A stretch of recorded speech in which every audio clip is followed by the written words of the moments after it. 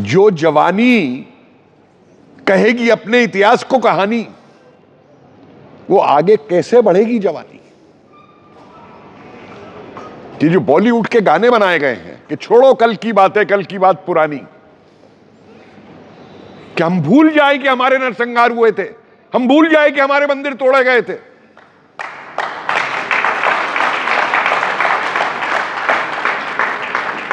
इसी तरीके से वो दूसरा गाना है, दे दिया में आजादी बिना खड़क बिना ढाल, जो हमारे सारे क्रांतिकारियों का, हमारे वीरों का, जिन्होंने अपने प्राण दिए अंग्रेजों से लड़ते हुए, उनका अपमान करता है।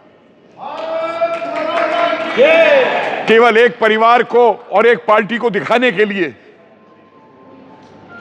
इसलिए आज की युवा पीढ़ी में एक जागृति होनी चाहिए कि इन अर्थों को समझे और इन अर्थों का क्या प्रभाव पड़ता है समाज के ऊपर।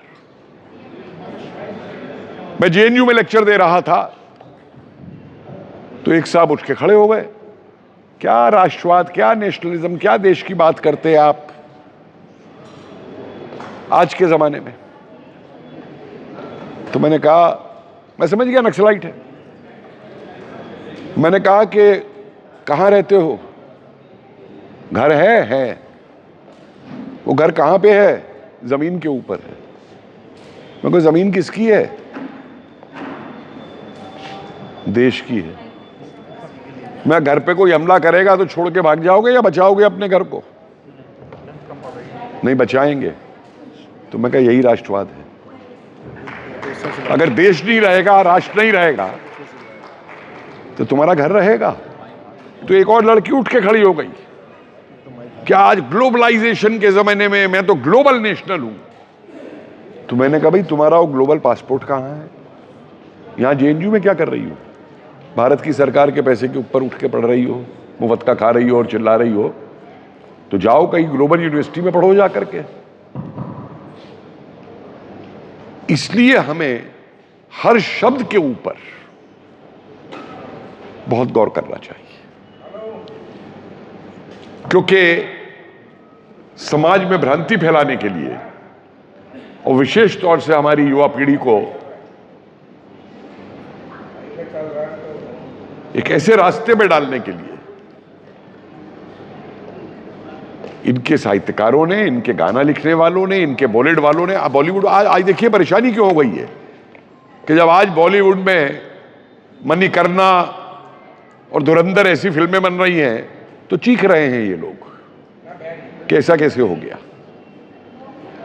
और किस किस तरीके से प्रचार होता है। मैं एक उदाहरण आपका, धर्म से संबंधित है। मैं हेग में बोल रहा था, नीदरलैंड्स के अंदर, तो वहां भी एक लड़की मौजूद थी, करवा चौथ के ऊपर पर्चा पड़ा और ऐसी तैसी कर दी हिंदू धर्म की जो कर सकती थी कि साहब औरतों को जबरदस्ती भूखा रखा जाता है, उन्हें दिनभर खाना नहीं खाने को दिया जाता, पति के पैर छुआए जाते हैं, पूजा, पता नहीं क्या क्या बोली। तो मैं उठ के खड़ा हो गया, प्रवासी भारतीय थे सारे वहां पे। मैंने कहा भाई तुम्हें करवा की कहानी मालूम है? वास्तविकता क्या थी? मुझे क्यों मालूम होनी चाहिए?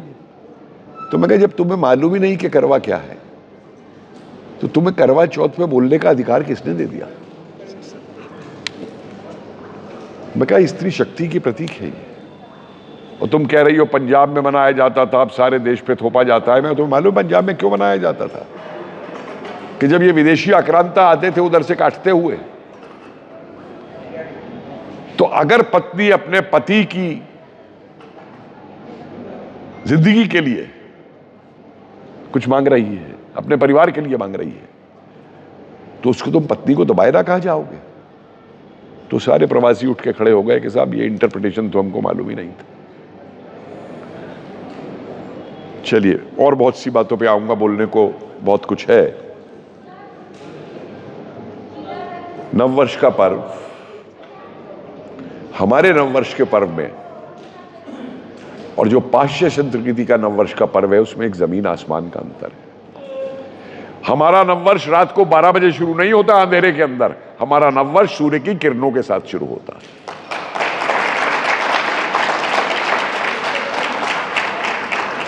हमारे नववर्ष में दारू पी के नाचा और पार्टी नहीं की जाती, हमारे नववर्ष में आराधना की जाती है।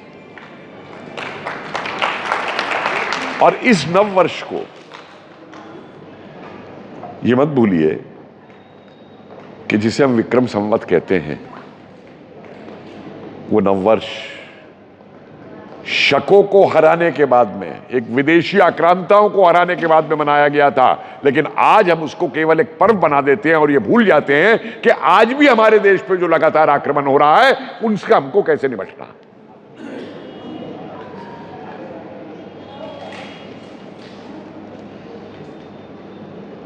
हमारे एक हिंदू धर्म में एक बहुत बड़ी विशेषता यह है कि हमारा धर्म स्टैटिक नहीं है, डायनेमिज्म है। परिस्थितियों के अनुसार हमने इसमें परिवर्तन किए हैं। किसी एक किताब के कहने के ऊपर हमारा धर्म नहीं चलता कि जो 1000 साल पहले हुआ था वही किताब को लेके आज भी चला जाए। और इस विशेषता के कारण हमें कुछ हिंदू धर्म के सिद्धांत जो उस समय में बनाए गए थे, आज उन्हें छोड़ना होगा। सर्वधर्म समभाव हम आज भी सारी दुनिया में गाते फिरते हैं, जैसे हमने सबका ठेका ले रखा है पूरी दुनिया का कि वासुदेव कुटुंबकम और सर्वधर्म समभाव की बात करते हैं। याद रखिए, जिस समय ये सिद्धांत बने थे उस समय भारत पे आतंकी हमले नहीं हो रहे थे। उसमें भारत के अंदर उस समय कोई तलवार लेके धर्म परिवर्तित नहीं करा रहा था यहां पे। और सर्वधर्म समभाव उसके लिए है जो दूसरे धर्म का आदर भी करता है, उसके लिए नहीं है जो दूसरे धर्म के आदमी को तलवार से या तो अपना गुलाम बनाना चाहता है, या सर काटना चाहता है, या उसका धर्म परिवर्तित कराना चाहता है।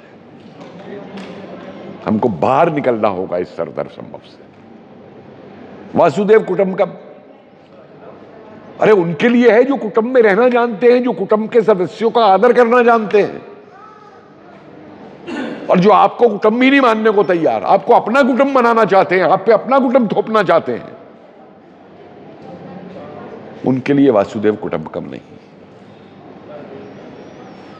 अतिथि देवो भव को हमने आक्रांता देवो भव बना दिया। आज भी वो ट्रंप कुछ बोलता है झूठ, तो हमारे यहां लोग नाचते हैं उसके झूठ को लेकर के।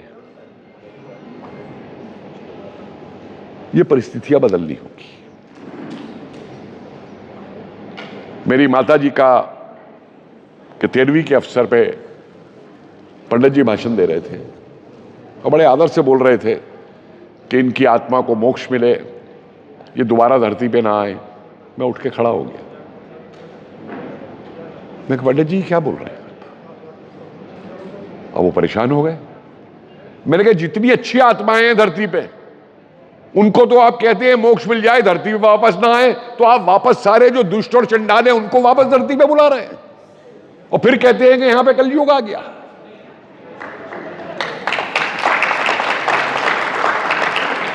हम तो पुनर्जन्म के सिद्धांत में विश्वास करते हैं ना। तो मैं तो चाहूंगा कि मेरी माताजी दोबारा जन्म ले और दोबारा मुझे जन्म दे। ये सिद्धांत बदलने होंगे। कितना दुरुपयोग होता है एक हमारे धार्मिक सिद्धांत का कि गंगा नहाइए सारे पाप धुल जाएंगे। आप साल भर पाप करिए 364 दिन, 5वें दिन कहिए मैं तो गंगा नहाया, मेरे सारे पाप धुल गए, और अगले दिन फिर शुरू हो जाइए। माफ कीजिए मैं बड़ा क्रिटिकल बोलता हूं, क्योंकि समाज की यथार्थताओं को जब तक हम नहीं समझेंगे, हम ना अपने को सुधार कर पाएंगे और ना आगे बढ़ पाएंगे।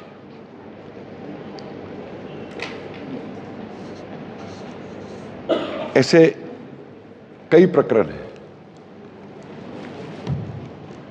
मैं हैरान होता हूं कि मैं तो हंस रहा था कि वो कुंभ मेले के अंदर भी वो जमीन वक्फ की हो गई। जैसे ऊंटों पे लाद के लाए थे उस जमीन को वहां से, या गधों पे लाद के लाए थे जमीन वहां पे।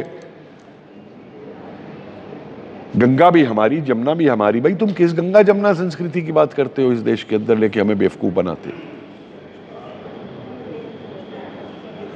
अभी मैं बेंगलोर आईआईएम में था, तो वहां एक बड़े, मुझे नाम लेने में, चिन्मय मिशन के जो अध्यक्ष हैं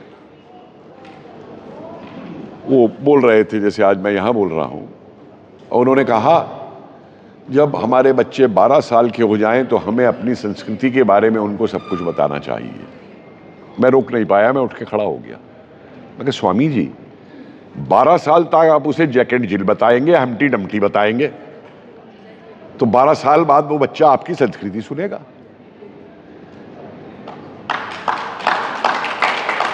अगर आप उसे चंदा मामा दूर के नहीं बताएंगे तो 12 साल बाद आपकी संस्कृति सुनेगा। ये क्या फैलाते हैं आप? रिपब्लिक टीवी के कॉन्क्लेव में था मैं, वो दो हमारे बड़े, बहुत बड़े साधु लोग हैं, मंच पे थे, उनका भाषण सुनिए। सनातन का क्या बिगड़ गया? सनातन तो आज भी जीवित है। मैंने फिर माइक हाथ में लिया अपना नीचे से, मैं स्वामी जी, हिंदू कुछ से सुकड़ते सुकड़ते यहां तक आ गए हम, सनातन का कुछ नहीं बिगड़ा।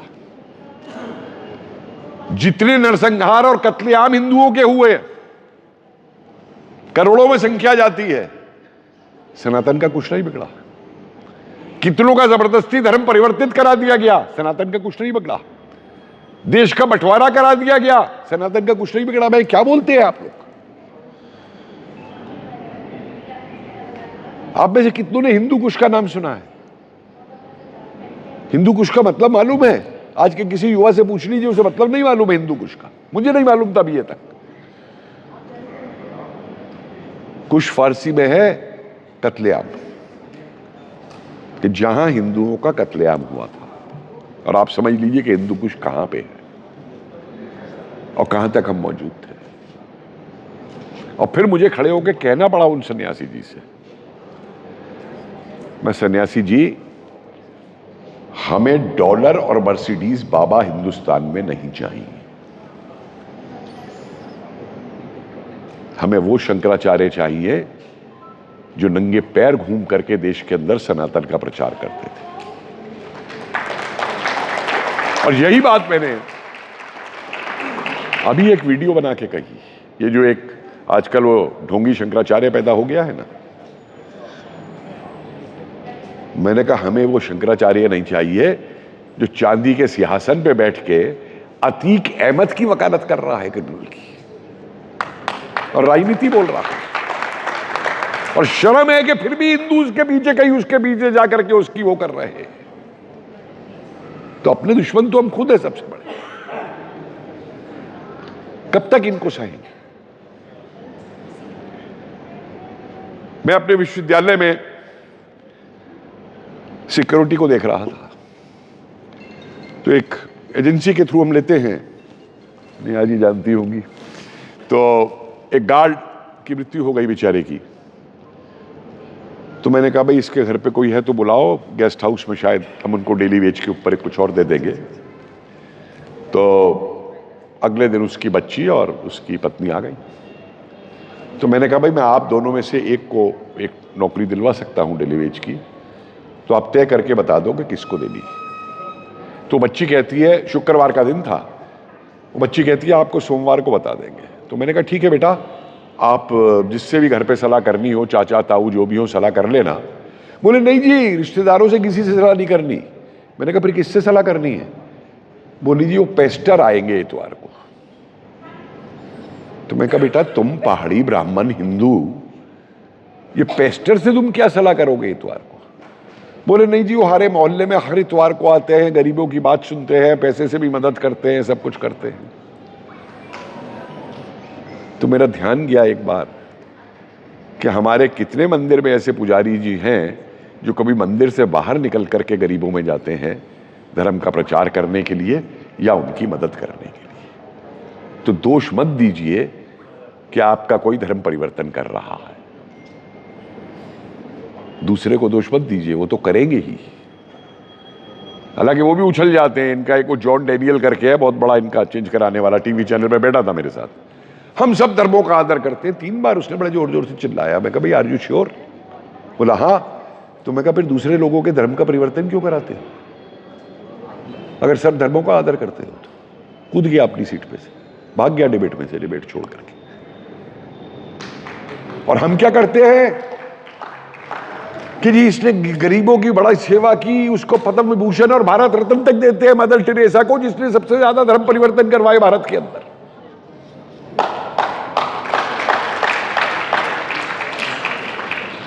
हम ये करते हैं इस देश के अंदर। और एक हमने वो रिचुअल बना ली है भाई, गीता का जो उपदेश दिया गया, हम वो एक लाइन शुरू की लेके लगे रहते हैं, अहिंसा परमो धर्म है, अहिंसा परमो धर्म है। हम दूसरी लाइन क्यों नहीं अपनी युवा पीढ़ी को बताते कि अगर धर्म की रक्षा के लिए हिंसा की जाए तो उससे भी ऊपर है।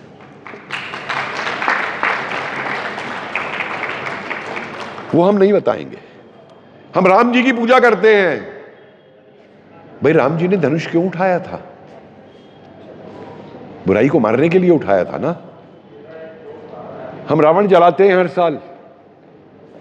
अरे एक दिन दशहरे के दिन रावण जलाने से कुछ नहीं होगा, जब तक इस समाज में जो इतने रावण घूम रहे हैं, व्याप्त है, देश के खिलाफ हैं, जब तक उन रावणों को नहीं जलाया जाएगा। भले ही आप पूजा करते रहिए राम जी की और वो करके और दिखाते रहिए कि हम रावण का पुतला जलाते हैं, मेघनाथ का जलाते हैं, लेकिन ये कुंभकर्ण, मेघनाथ और रावण जो समाज में रोज घूम करके देश और हिंदू धर्म पे आघात कर रहे हैं, जब तक इनके ऊपर प्रहार नहीं होगा, हिंदू नहीं बचेगा। अगर आज कोई हिंदू ये समझे कि मैं केवल मंदिर में घंटी बजाने से और आरती करने से या यात्रा निकालने से हिंदू धर्म को बचा लूंगा, तो उससे बड़ा मूर्ख कोई नहीं। आज वो जमाना चला गया है कि आप दूसरा गाल आगे कर दें। आज वो भी जमाना चला गया है कि कोई मुझे पहले मारेगा तब मैं उसको मारूंगा। आज हर हिंदू को इतना सशक्त होना पड़ेगा, इतना मजबूत होना पड़ेगा कि अगर कोई हाथ तुम्हारी तरफ उठने की कोशिश भी करता है तो इससे पहले कि वो हाथ तुम्हारे पास तक आ सके, उस हाथ को काट के डाल दिया जाए। जब तक ये मानसिकता आप नहीं देंगे, क्योंकि आपके घर पे तो खूंटा चाकू भी नहीं मिलेगा, और वो लोग 2 साल के बच्चे को हलाल करना सिखाते हैं। एक महिला बोल रही थी, एक भद्र महिला थी, क्या बोल रहे हैं आप, हमारी तो कॉलोनी में सब बड़े मेल भाव से रहते हैं। मैंने कहा जरा करोल बाग चले जाओ, लाजपत नगर चले जाओ, वहां जो 47 में आए थे ना पंजाब से, वेस्ट पाकिस्तान से, जरा उनसे पूछना कि कितने मेल भाव से रहते थे और रातों रात क्या हुआ था, तो आपकी समझ में आ जाएगा। और यह परिपेक्ष इसलिए जरूरी है कि जो 47 में हुआ उससे कहीं बढ़कर के आज हो रहा। मैंने 1952 की एक CID रिपोर्ट देखी, प्रधानमंत्री तक गई थी उस समय के। उसमें लिखा हुआ था कि कई मस्जिदों में ये नारा लग रहा है कि लड़के लिया था पाकिस्तान, हंस के लेंगे हिंदुस्तान। मेरे एकदम मैं चौकन्ना हो गया, क्योंकि मैं बचपन के अंदर मेरठ के अंदर इस नारे को मैंने खुद अपने कानों से सुना। एक मौलाना बोल रहे थे मेरे से डिबेट में, अरे कपिल जी आप तो इतिहास के गड़े मुर्दे उखाड़ते रहते हैं, आज की बात करिए ना। मैं सब आज की बात कर लेते हैं। मुझे बताइए, आपने काफिर शब्द हटा दिया, आपने गजवा हिंद कहना बंद कर दिया, आप हटा दीजिए इन दोनों बातों को, मैं भी बंद कर दूंगा पुरानी बात करना। बांग्लादेश से तमाम वो कट्टर मुल्ला इनके चिल्लाए कि हम गजवाए बिहार करेंगे, हम गजवाए बंगाल करेंगे, गजवाए यूपी करेंगे। ये बड़े बड़े जो ठेकेदार राजनीतिक बनते हैं यूपी और बिहार वगैरह के, इनमें से एक ने जवाब दिया उनको। अब वो अलग बात है कि जो गजवा हिंद के ख्वाब देख रहे थे, आज गजवाए पाकिस्तान शुरू हो गया। लेकिन मैं उस पर आ रहा हूं कि क्या हमारे शस्त्र सिर्फ इसलिए हैं कि एक नवरात्रों में या दशहरे में उनको निकाला जाए और उनको तिलक लगा दिया जाए और फिर अंदर डाल दिया जाए और उनमें जंग लगता रहे? कभी गौर करिए, हमारे हर देवी देवता के पास शस्त्र क्यों है? क्यों है त्रिशूल शिव जी के पास? क्यों है सुदर्शन चक्र कृष्ण के पास? क्यों है धनुष राम जी के पास? क्यों है गणेश जी के हाथों में शस्त्र? या दुर्गा माता आज हम जिनकी पूजा नवरात्रों में करते हैं, वो केवल पूजा के लिए है? उनसे ये नहीं सीखेंगे कि वो शस्त्र हाथ में लेके क्यों चली थी?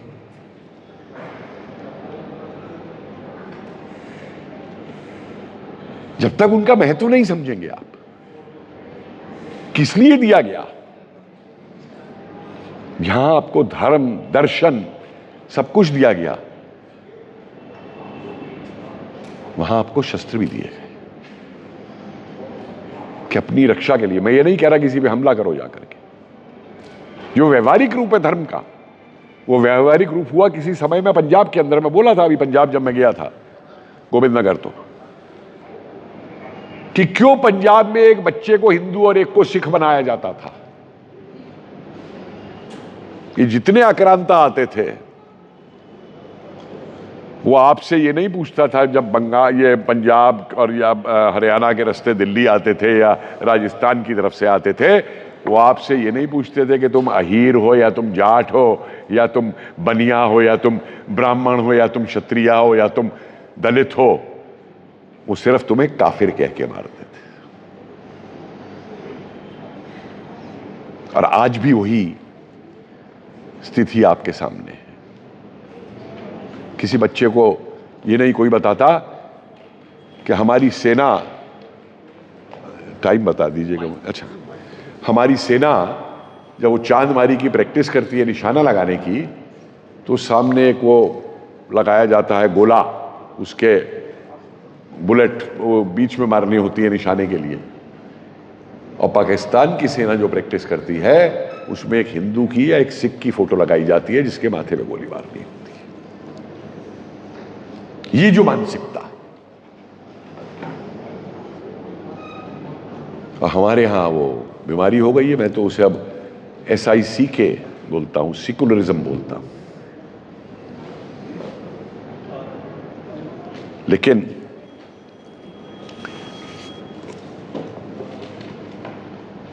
ये तक नहीं समझाया जाता कि भारत क्या है।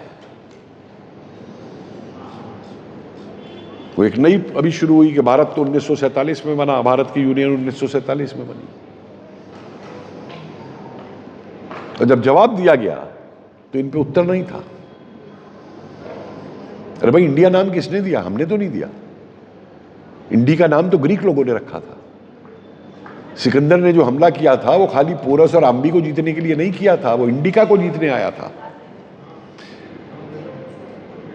ये जितने भी चलते थे तुर्की से या अरब से और उधर से, ये कोई जयपुर जोधपुर या गुजरात जीतने नहीं चलते थे, ये गजवा हिंद करने चलते थे।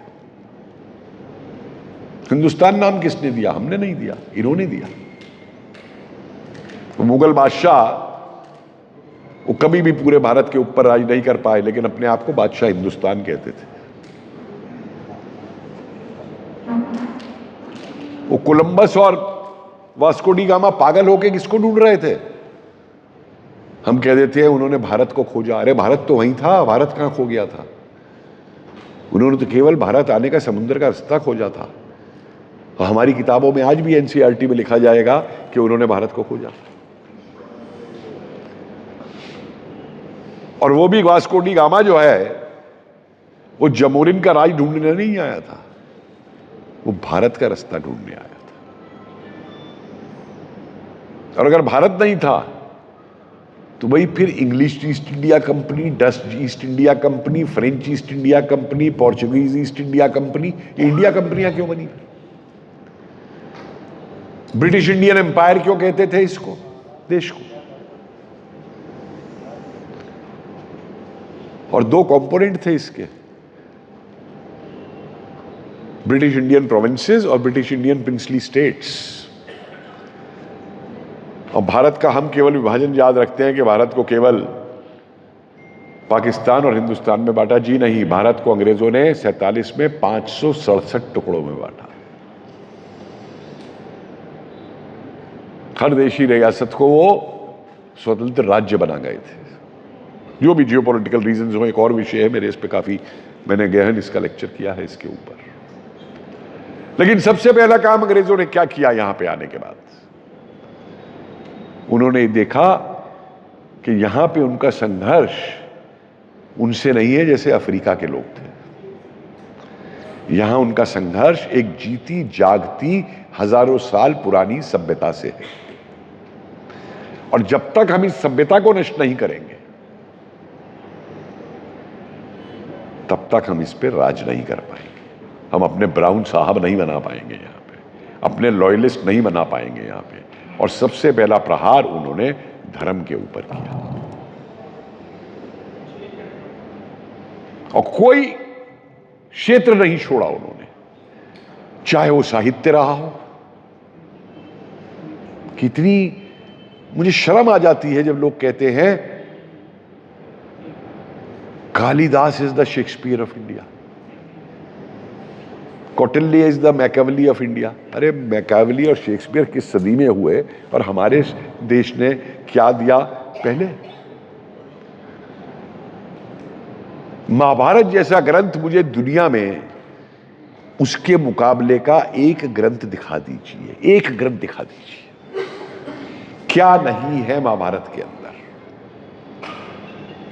समाज का, राजनीति का, युद्ध का, व्यवहार का, दर्शन का, कौन सा पहलू ऐसा है जो महाभारत के अंदर नहीं? तभी एक जमाना था जब यह माना जाता था कि जिसने रामायण और महाभारत पढ़ ली उसकी शिक्षा पूरी हो गई। लेकिन ये तो मिथक है। और एक सरकार ने तो सुप्रीम कोर्ट में भी राम जी को भी मिथक बता दिया था, सुप्रीम कोर्ट के अंदर। और मजे की बात यह है कि इनके इतिहासकार वैसे तो मिथक बताएंगे, और जब उनको उसकी कोई लाइन उनके इंटरेस्ट को सूट करती है, वो ताड़न के अधिकारी वाली जो चौपाई है उसको खूब लगाते हैं वो। लेकिन दूसरी चौपाई के शबरी जी के हाथ के बेर खाए थे राम जी ने, उसको नहीं लगाते। और हम लोग सहते हैं उसको, हम जवाब तक नहीं दे पाते उसका।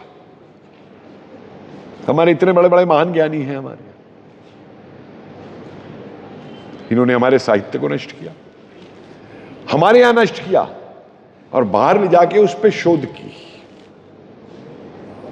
जिसको इन्होंने हमारा केवल धार्मिक ग्रंथ कह के बता दिया। मेरा ये हमेशा एक निवेदन रहा, आजकल ये हिस्ट्री ऑफ आइडियाज की बात करते हैं, विचारों के इतिहास की। अरे भाई कुछ और नहीं तो फिर विचारों के ऊपर ही दे दो। टेलीविजन का विचार कहां से आया? माइंस का विचार कहां से आया? पुष्प विमान का विचार कहां से आया? क्लोनिंग का विचार कहां से आया?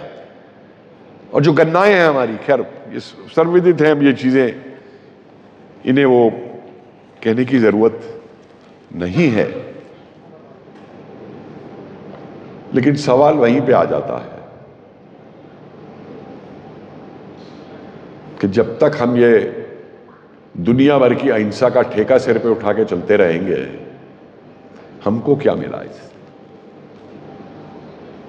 आर्थिक दृष्टि से आज बहुत महत्व है, हर चीज पे अर्थ कहा जा रहा है।